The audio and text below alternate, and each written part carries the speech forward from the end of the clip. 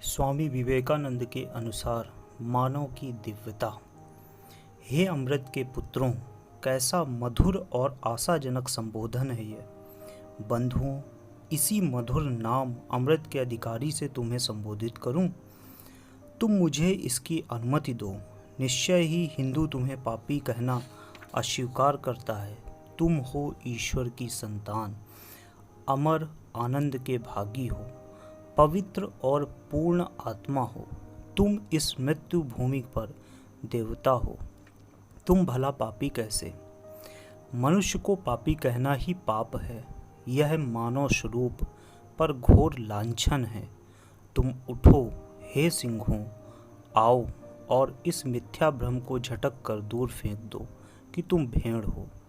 तुम हो अमर आत्मा, मुक्त आत्मा, नित्य और आनंदमय।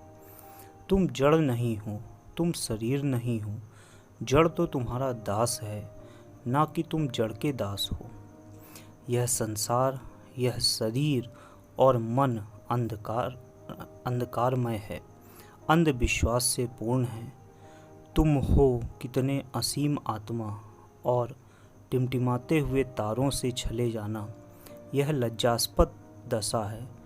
तुम दिव्य हो, टिमटिमाते हुए तारों का अस्तित्व हो। हर एक वस्तु जो सुंदर, बलयुक्त तथा कल्याणकारी है और मानव प्रकृति में जो कुछ भी शक्तिशाली है, वह उसी दिव्यता से उद्भूत है। यह दिव्यता यद्यपि बहुतों में अव्यक्त रहती है। मूलतः मनुष्य में कोई भेद नहीं है। सभी समान रूप से दिव्य हैं।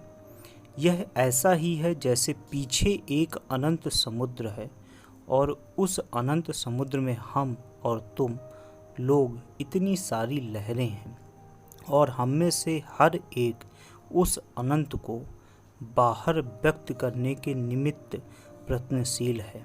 अतः हम में से हर एक को वह सत्य, चित्त तथा आनंद रूपी अनंत समुद्र अव्यक्त रूप से जन्म सिद्ध अधिकार के रूप में तथा स्वरूपतः प्राप्त है। उस दिव्यता की अभिव्यक्ति की न्यूनाधिक शक्ति से ही हम लोगों में विभिन्नता उत्पन्न होती है। आत्मा की इस अनंत शक्ति का प्रयोग जड़ वस्तु पर होने से भौतिक उन्नति होती है, विचार पर होने से बुद्धि का विकास होता है, और स्वयं पर ही होने से मनुष्य ईश्वर बन जाता है। अपने आभ्यंतरिक ब्रह्म भाव को प्रकट करो और उसके चारों ओर सब कुछ समन्वित होकर विन्यस्त हो जाएगा।